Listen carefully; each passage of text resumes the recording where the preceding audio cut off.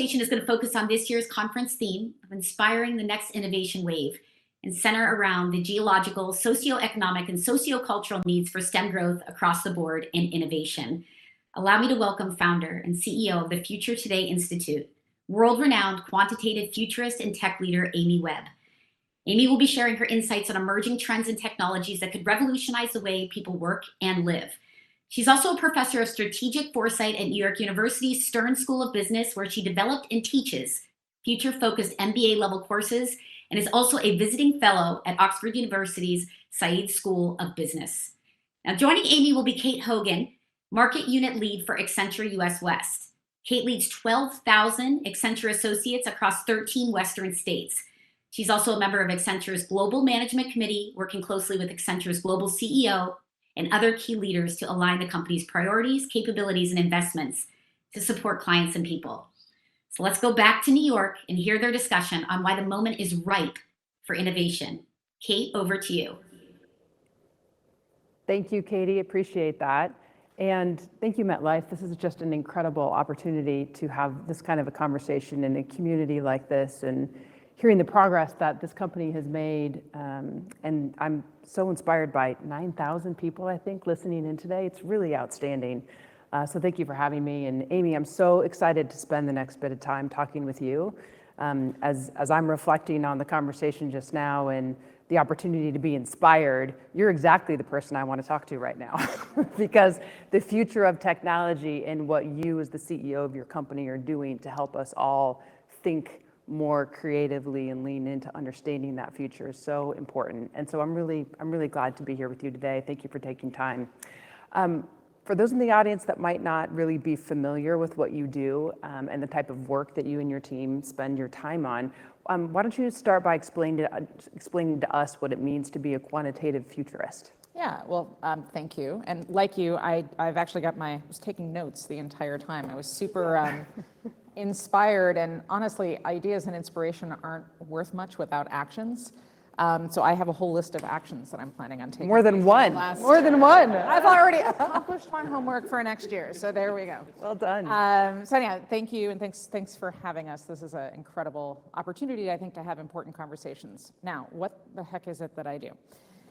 So the field of foresight has been around for about a century. It was actually born from Jules Verne and H.G. Wells, who in addition to writing and inventing science fiction, wanted to get to action on things. And so they had proposed an academic discipline as a way of taking signals and evidence from the present, extrapolating from that what might be, and then coming back to the present once again to make better decisions. We didn't have computers 100 years ago, not real ones anyways. And so, I mean, we had tabulation machines. So just got copy edited, I know. There were actual computers, but not the type that can crunch numbers the way that we can today. Anyways, so this idea made its way through government during World War II, and that was the beginning of wargaming. And then into business in the 70s, when foresight was used by Royal Dutch Shell to predict oil shocks and saved that company where everybody else really fumbled. So this is all to say that foresight is actually not about predicting the future. The math doesn't work out. There are too many variables. You would have to have the world's most powerful multivariate regression and like all the data in real time, and you'd have to be able to stop time. You'd have to be Dr. Manhattan. So prediction is not the goal, it's preparation. But it's not about blue sky thinking. So most of what we do is super boring, although the job title sounds exciting. We build models all day long. And the models that we build are they're sort of intentionally challenging the status quo, which doesn't happen a lot inside of organizations anyways, but specifically when teams are pretty homogenous, you wind up with a sort of echo chamber. And so sometimes ideas feel big and bold because they're familiar. And if you don't challenge the status quo, again, using data and evidence, you wind up missing what's coming. So my job as a futurist is trying to determine plausible alternative futures that we're just not seeing today. And the result of that for our clients is This is where you have completely missed risk. So risk folks love us. Legal counsel, not so much. But we're gonna win you over. They love you too, just in a different They not in this time horizon. They love us being locked away in a very quiet room and nobody knows we exist. So a lot of what we do is like, and I'm happy to talk everybody's heads off about all the actuarial models that need to be updated. So like, here's where you're missing. I'm like very serious. Here's where you're missing plausible risk, and then we can assess the strength of that risk. And here's where you're missing huge opportunity, meaning like here's where you put your $1 billion. So that's most of what we do. That's what we do. I have a million questions for you, but I'm going to go back one more step here before I go forward a bit. So stick with me on it. I have a daughter. Mm-hmm. She loves sci-fi. How old's your daughter? She's 13. I've got a 12-year-old. Okay, so she loves science fiction. She loves math. She likes STEM. She would not say that she wants to be a quantitative futurist. Mm-hmm.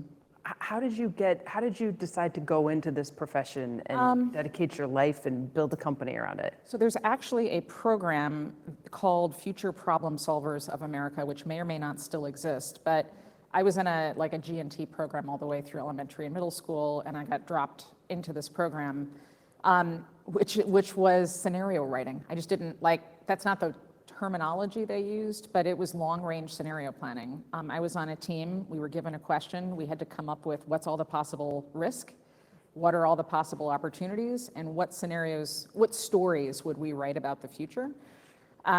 It was an incredibly intense program. I lived in the library for most of my time, and anyways, I loved it because it was thinking about solving future problems versus like getting stuck in what's happening at the moment. Anyway, so at the time, there wasn't really a place to go study foresight. I really thought the best way to impact the future was through law, and I wanted to be Solicitor General. That was my 12-year-old dream. For those of you unfamiliar, which is a totally normal thing to be unfamiliar about, Solicitor General is the person who, on behalf of the US government, argues at the Supreme Court. That's what I got fixated on. And anyway, so I kind of had a circuitous route. I was also doing some programming. I loved math. I wound up studying game theory and economics. Mm-hmm. And one of the challenges I had, and I am positive a lot of the people who are here with us in person, but also who are listening in, had the same, or if you're a student right now, have the same problem, which is people said I was unfocused. I was not unfocused. I was very focused. I knew exactly what I wanted to be doing. I just wasn't sure what the modality was. And I think it's okay to be very deeply interested in several things. And if you're the type of person that has the energy and drive to really pursue those many things, that should be fine. We don't reward people for that anymore. Anyways, you asked me a question. Well, I have another question for you. Okay. It's okay. I'll help. I have another question for you because as you talk about being, people questioning whether or not you have a lack of focus. What struck me? Yeah, I totally dispelled that whole idea right there. What struck me as you were talking was that it's not that a lack of focus. You seem deeply curious to me because you spend time not just thinking about the future. You're a musician. You're a political scientist. Obviously, you studied economics. You know Japanese. You just seem deeply curious to me. And so, how has all of that shaped your perspective when it comes to your life, but also your work? Right. So, listen, most of the 90% of my time is spent dealing with C-suite folks. And you don't get to the C-suite of Fortune 50 companies without, blood, sweat, and, without blood, sweat, and tears, right? It takes an enormous amount to get to that place and an enormous amount of focus, and it doesn't leave a lot of time for other things. But here's the challenge.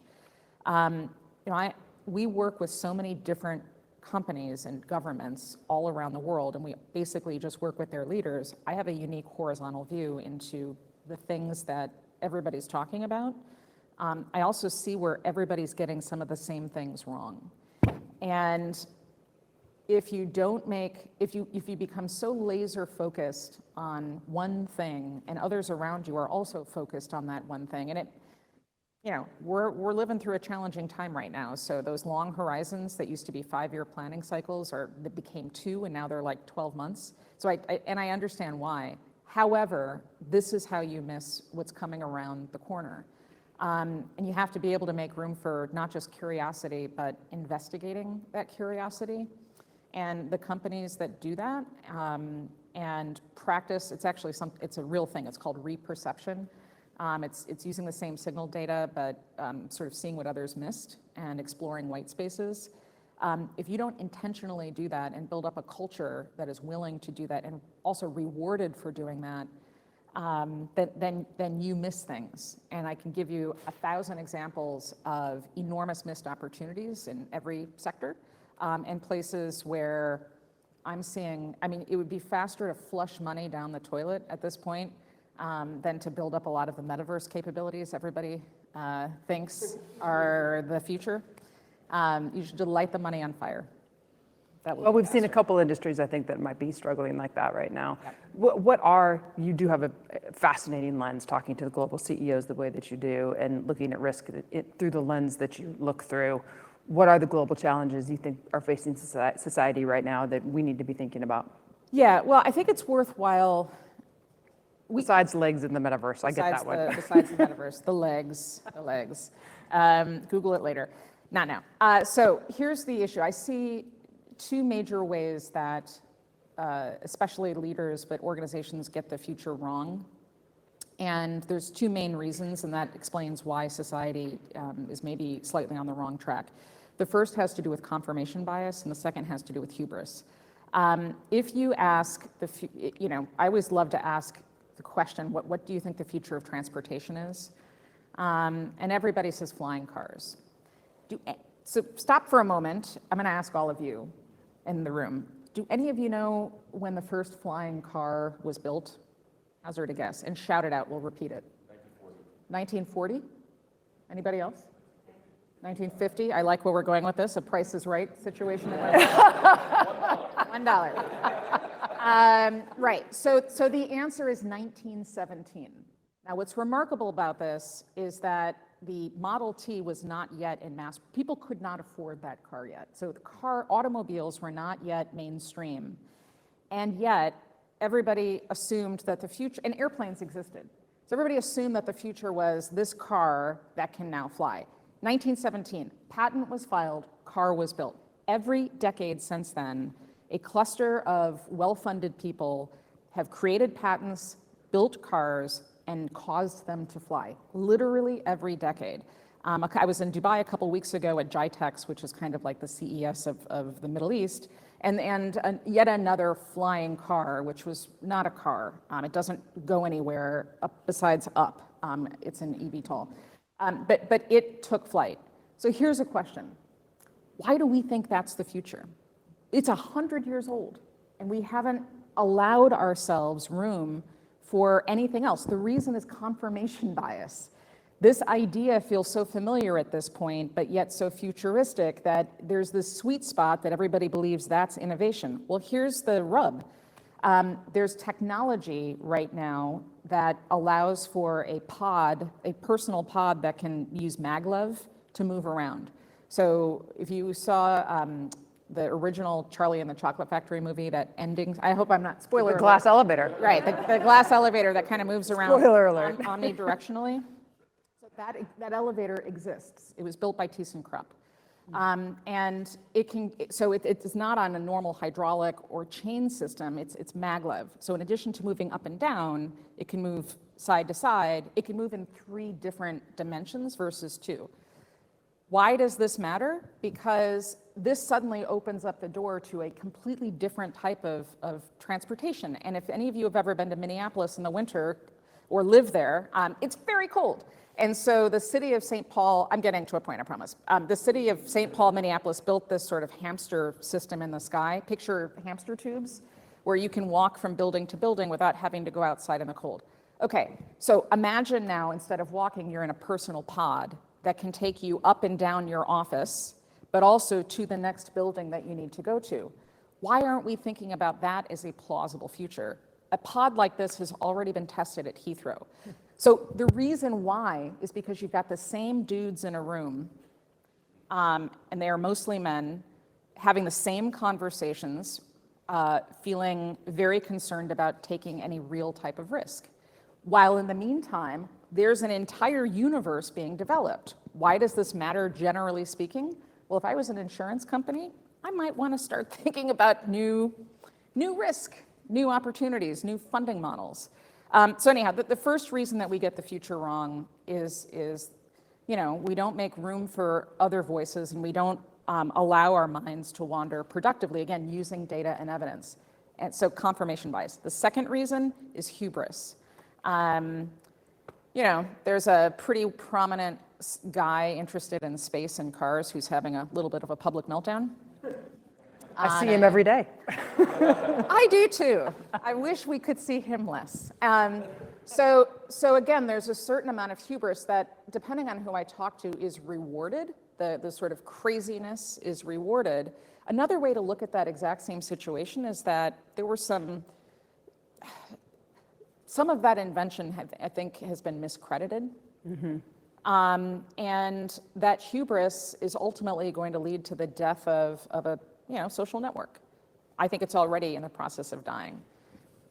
Maybe that's okay, and maybe it's time to make room for something else, but this is why diversity is so important from my point of view in every form. You don't want the same group of executives having the same conversations, especially when it comes to the future.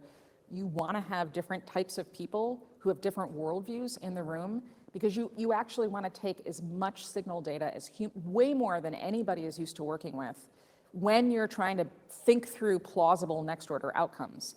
The companies that are able to do this survive and thrive regardless of the critical uncertainties they face. The companies that assume they're doing this, or we've already heard that, or we've already thought that, they're the ones trying to build flying cars. I hadn't thought about confirmation bias and hubris as the two drivers. I actually think those are really important themes as I reflect on platform companies and data and a lot of the early learnings relative to training data. Obviously having diversity of teams and thinking became really important there as well. How are you advising leadership teams to construct, to avoid confirmation bias and hubris? Is it all about team diversity, or is it more than that? It's more than that. So some of it is just having a good team. The other is being open to being challenged. And if I had a nickel for every executive, every CIO, CISO, C whatever, who said, come on in and we want to be challenged. And then we do in a thoughtful way. And then, the responses are either, we already knew that, cool, where's the evidence? If you knew it and you didn't take action, you're in the wrong job, right? Or if you knew it and you took action and this was your action, then we need to have a separate conversation. So part of it is that, but you also have to have a process. Mm-hmm. So again, a lot of companies give short shrift to the future, and I totally get the P&L situation is a challenge in the present. But if you keep putting the future off and your company is mostly focused on near-term ops, which again, I get, right? But if you're dedicated operational excellence and very near-term strategy, and you are not intentionally looking around the corner with a methodology using data, then some other industry is going to drag you into the future. I have a very quick, I promise it'll be a quick story. Yeah. Okay, so it's a client story. I won't say who it was, but they're a very large, they work in the telecommunications space. And they came to us saying, we need to know risks over the next 5 to 10 years. And we did all this research and we built all of our models, and we came back and said, sometime between now and the year, this was back in 2017. So we said sometime between now and the year 2024, either Amazon or Space Starlink is going to launch enough CubeSats. So these are these are small satellites that fit in your hand. They operate as mega constellations, so the payload is much less than setting up a traditional comm satellite. Anyways, they're going to launch a network which hadn't even been announced yet, and one of the two of them is going to offer internet for free from space. And here are the reasons why, right? And it had to do with an ecosystem play versus an individual revenue play. Anyway, so we explained this, and they just said it was completely inconceivable to them. right? Nobody would do that. Nobody can disrupt us. They are not going to disrupt us in that way. Amazon is a web company, and Starlink is spaceships, right? And we had extremely compelling data, and we created what I thought was an extremely compelling deliverable, but they weren't willing to entertain this as a plausible outcome. So what happened a couple of months ago? Starlink announces that it's offering free internet from space through a partnership with T-Mobile, and it is about an ecosystem play. So this industry is going to get disrupted by not an incumbent, but an outsider that's going to set new business terms and force them to reconsider their business model. It would have taken nothing for this company aside from time and to at least think this through so that they were prepared. So foresight is about being prepared, not making predictions, you know? And acceptance is apparently a leadership trait. I've had the privilege to work with some absolutely brilliant, inspirational CEOs, and the CEOs that I think are doing the most in terms of building their companies, but also doing so in a way that lifts up their partners. You know what I mean? So if they win, everybody else wins. Mm-hmm. Are the ones who are orthogonal thinkers, mm-hmm. meaning they are willing and eager to explore with curiosity all of these areas that would be outside their normal purview, and not just explore, but like they want to get to some type of action, incremental action on the future. They tend to survive and thrive regardless of what's happening. So I want to turn tables here a little bit. You've talked about transportation. You talked about satellites, communication. What are the other scientific or technological advances that you see on the horizon?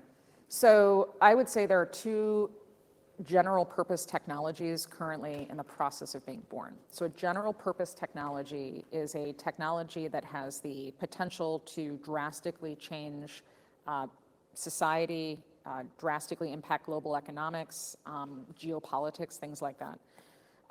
So steam engine, general purpose technology. Electricity, the internet. I was talking to a couple of my friends who are economists over the summer, and I was like, hey, what's the total valuation of the internet? Like, how would you calculate that? And we all worked on it for a little while and eventually determined that the only way to calculate the total valuation of the internet is to do it in reverse, meaning shut it off. How much money would be lost if it didn't exist? So those are general purpose technologies. I think there are two that are in the process of being born right now. Artificial intelligence, which is like, yeah, whatever, we knew that. And something called synthetic biology. So I'll skip over the AI since everybody, I think, probably understands what I mean by that.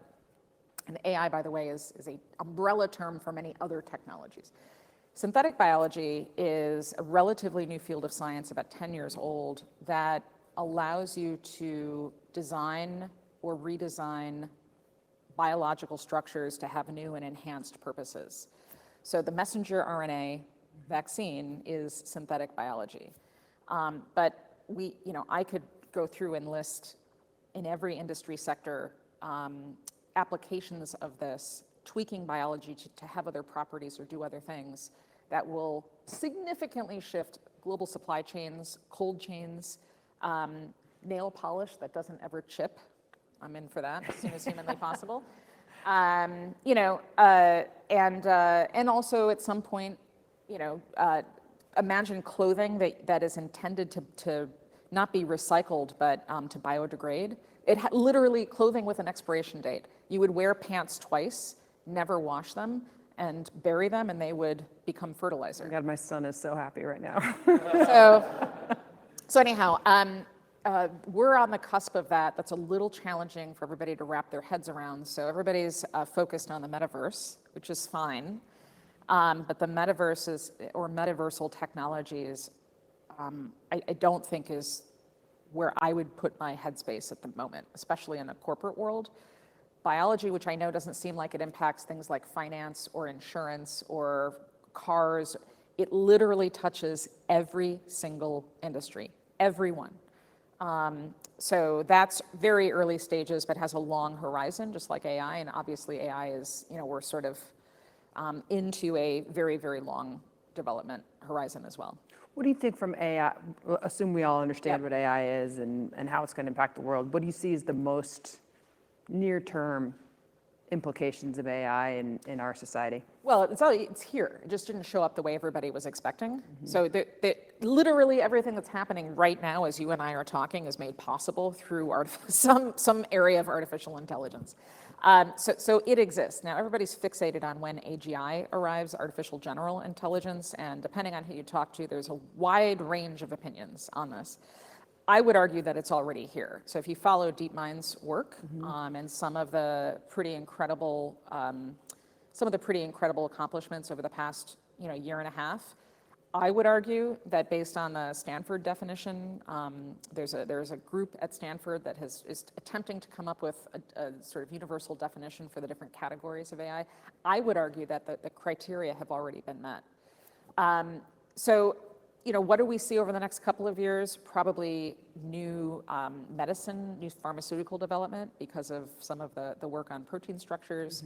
I think we see a wild abuse of generative technologies. I think we see fake memories being developed, and it's useful to know that virtual reality, which again I don't think has a big commercial play anytime soon, but most people don't know VR was actually built by the medical community. It was intended as a device to help PTSD, so through exposure therapy, right? So now here's something interesting and horrifying at the same time. It's possible to use like Midjourney or Dolly, pick your favorite, whatever, and create scenes using the data from somebody's life that didn't exist, sort of create a fake memory, and animate that memory in VR. You could literally change people's orientation, possibly against their will, implant memories. So there's very dangerous. Yeah, I mean, there's that stuff happening. That's possible. Advertisers are working on how to implant good ideas about their companies in your dreams. So you could, there are people who will probably agree to be paid either in credits or in money while they sleep. And in exchange for that, being exposed to advertising in a new kind of way. So there's a lot on the horizon. Those stories are much more interesting, I know, than a new microbe that will suck CO2 out of the air and help us deal with climate change. But it's the other stuff that I think has a broader implication on society. The other stuff being synthetic biology and AI. Yeah.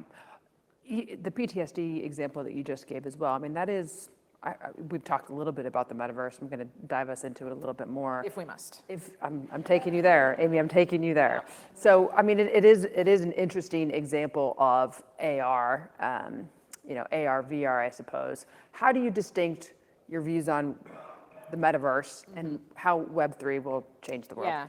So when I talk to technologists, they don't typically conflate AR. There's no like slash. You're either talking about augmented reality, which is a digital overlay that isn't actually interactive, or you're talking about virtual reality, which is completely immersive and has requires spatial, all of these other technical requirements. But in the business community, I hear people conflating the two and actually never talking about extended reality, which is what I think the actual future is. So extended reality is a sort of bridging the physical and digital worlds in a way that the digital components understand the laws of physics relative to you. People like to make fun of Magic Leap.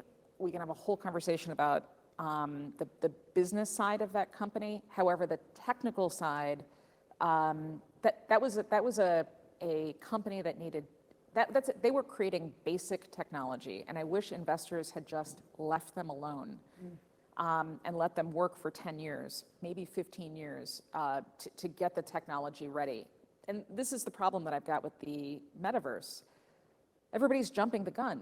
We are talking about fundamental changes in compute, right?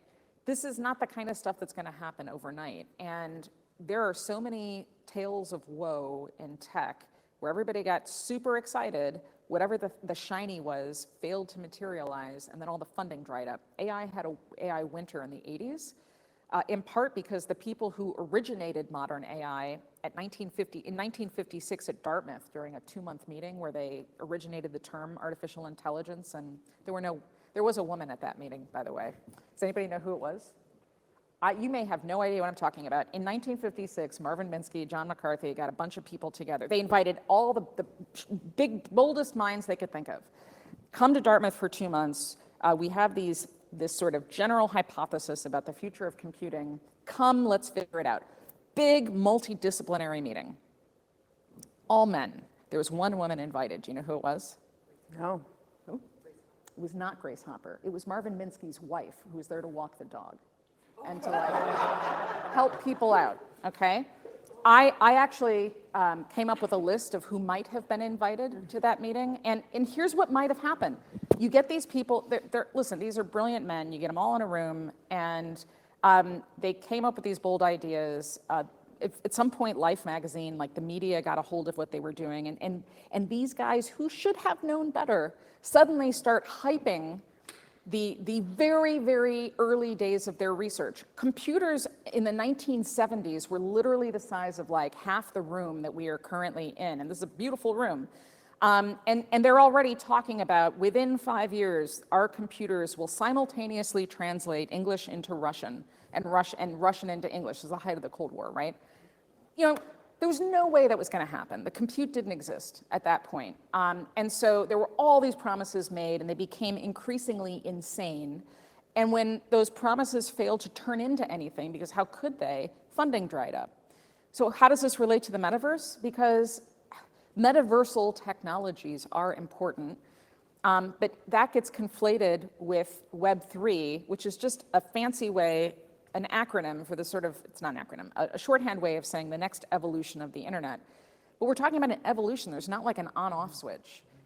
So this is another place where I get really worried seeing all of these companies pouring money into something where the expected output is a product or a mechanism for growth. At the moment, the expected output should literally be infrastructure. That's it. And nobody gets excited about infrastructure because it doesn't sound sexy, right? But that's what matters. That's what's going to matter for the next decade or more.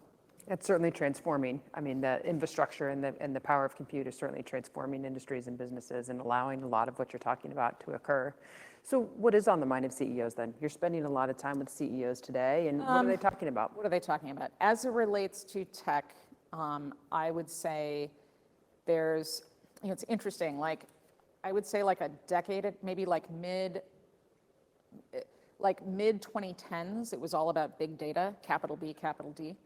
That was a hot topic. And then for a hot minute, we were talking about data lakes. Everybody was very excited about that. And then we transitioned to AI, and everybody was super excited about AI. And now there's you know, a lot of metaverse excitement. You know, the types of tech trends that are worth paying attention to they're longitudinal. They have to meet certain criteria. FOMO is not the criteria to, like, that's not how you identify a tech trend. And I see, because there are so many fundamental market shifts happening, I do see executives, again, the ones that are used to thinking in a more linear way, I see them chasing after the wrong things and feeling very strongly that they are missing out on stuff. The truth is that the world has fundamentally been disordered, to a large degree because of COVID, which happened at the same time that there are massive geopolitical and geoeconomic shifts that the undercurrents were already underway, which coincided with some pretty significant changes happening in tech. So I get it, it's hard. What I would like to see leaders focused more on is what does growth look like over the next X amount of time? How tolerant are we of risk, and is that level of risk tolerance appropriate given our growth goals? And then, if we're being completely honest with ourselves, where are we drastically underinvested in tech? Or where have we allocated our investments in ways that are maybe not the best? right, for the goals that we want to accomplish. This may sound obvious or very top level, but I mean, these are the, you probably know this, like this is the nut that has to get cracked. I love those three questions. I think they're really, really important questions for every C-suite executive to be asking about their business, particularly in the market right now and the instability that we're seeing in the market. What would your advice be to CEOs that are asking those questions? Right, so again, foresight is fundamental. You either are doing it and you're doing it with some type of process, or you are not. And you have to be willing. A model that we use to help everybody think about the future is shaped like a cone. So the vector on the left-hand side is today. It's very narrow. We have the most data and evidence we're ever going to have, therefore we can make tactical decisions. But you have to be willing to go out to where that cone becomes almost unbearably wide, which represents enormous complexity, volatility, ambiguity, uncertainty. You have to be willing to wade into that territory to use those elements as leverage, okay? Because if you're not doing that, then what you're going to get caught up in doing is, again, feeling like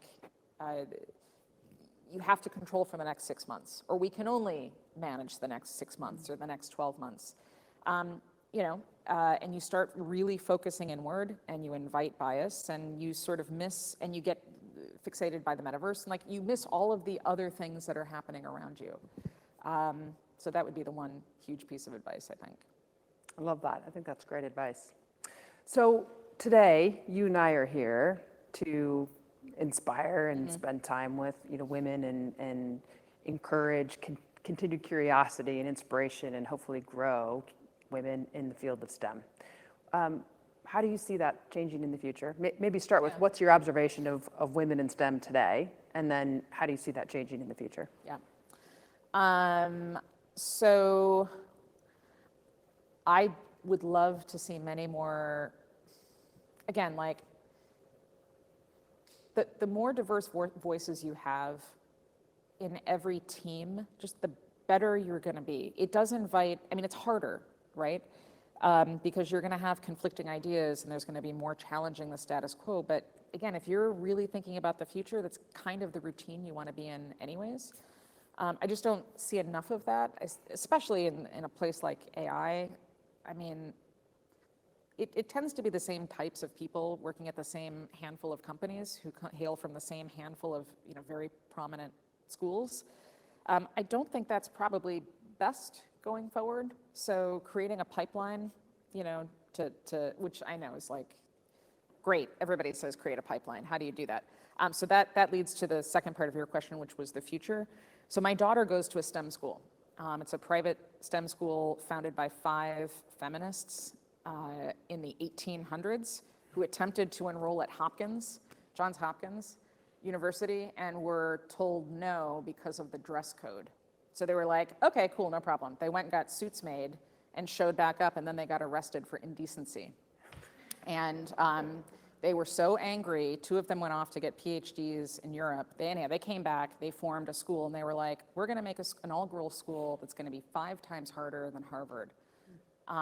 Because in order for a woman to be taken seriously, she's gonna have to like outthink, outwork, out-endure everybody else around her.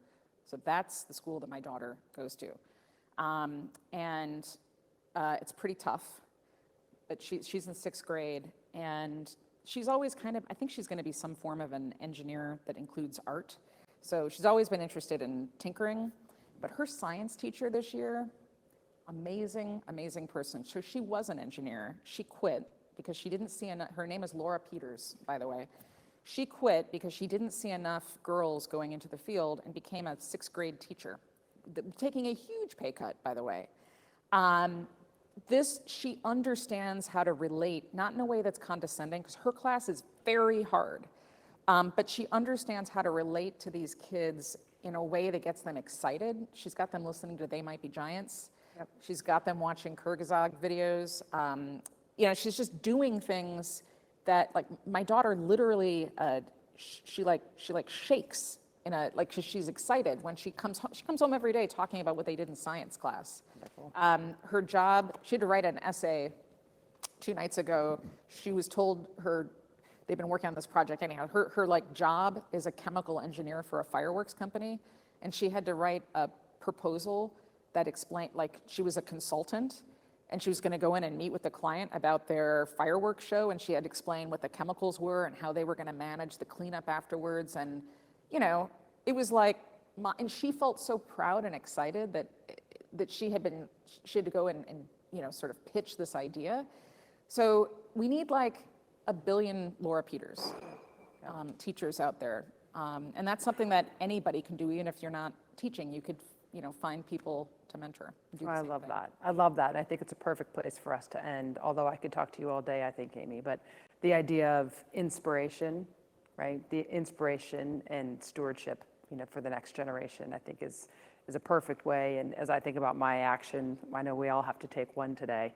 I think that might be the action I take away is what am I doing that's helping to inspire, maybe not as good as Laura Peterson, but but what am I doing to inspire that next generation? So thank you very much. What an incredible conversation. I really appreciate your time. And Katie, I'll turn it back to you.